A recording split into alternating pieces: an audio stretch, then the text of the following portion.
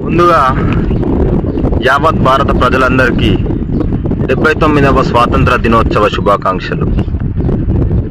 నిజానికి మనకు స్వాతంత్రం వచ్చి 79 సంవత్సరాలు అయినప్పటికీ మనం ఇంకా అక్కడనే ఆగిపోయినాం. ఎందుకనంటే ఇప్పుడు నడుస్తున్నది పైసల రాజ్యాంగం. ఈ పైసల రాజ్యం పోయి ప్రజారాజ్యం ఎప్పుడైతే మొదలవుతుందో అప్పుడే మన దేశానికి నిజంగా స్వాతంత్రం వచ్చిందని చెప్పుకోవచ్చు. ఏదేమైనప్పటికీ ఈ స్వాతంత్ర దినోత్సవం సందర్భంగా మన కోసం పోరాడిన రోజులను స్మరించుకోవాల్సిందే. ముందుగా నాకు ఎంతో ఇష్టమైనటువంటి సుభాష్ చంద్రబోస్ గారు మరియు భగత్ సింగ్, చంద్రశేఖర్ ఆజాద్, సుఖ్దేవ్, గాడ్సే లాంటి ఇతర మహాత్ములను మనం ఈరోజు స్మరించుకోకుండా ఉండలేం. దానికి మనం వాళ్ళలాగా బతకలేకున్నా వాళ్ళలాగా యుద్ధం చేయవలసిన అవసరం మనకు లేదు. కాబట్టి ఎందుకంటే వాళ్ళు ఎంతో పోరాడి మనకు స్వాతంత్రం తీసుకొచ్చారు.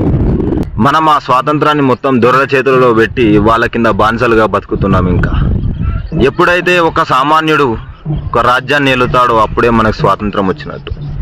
ఇకనైనా మనకున్న ఏకైక ఆయుధం ఓటు అనే ఒక బ్రహ్మాస్త్రాన్ని వినియోగించుకొని సరైన నాయకుని ఎన్నుకొని సమస్యలపై పోరాడి సమస్యలను పరిష్కరించుకోవాలని ప్రతి ఒక్క సామాన్యుడికి, ప్రతి ఒక్క భారత పౌరునికి ఈ సందర్భంగా నేను తెలియజేస్తున్నా.